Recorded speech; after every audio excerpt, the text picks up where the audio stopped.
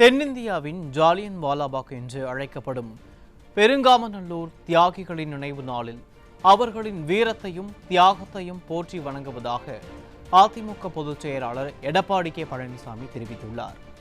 இது தொடர்பாக அவர் வெளியிட்டுள்ள எக்ஸ் தள பதிவில், ஆங்கிலேயர்களின் அடக்குமுறை சட்டமான குற்ற பரம்பரை சட்டத்தை எதிர்த்து போராடியதற்காக தென்னிந்தியாவின் ஜாலியன் வாலாபாக் என்று அழைக்கப்படும் பெருங்காமநல்லூர் துப்பாக்கிச் சூட்டில் ஆங்கிலேயர்களின் தோட்டாக்களுக்கு இரையாகி தங்கள் இன்னுயிரை துச்சமென எண்ணி வீர மரணமடைந்த பெருங்காமநல்லூர் தியாகிகளின் நினைவு நாள் இன்று என குறிப்பிட்டுள்ளார்.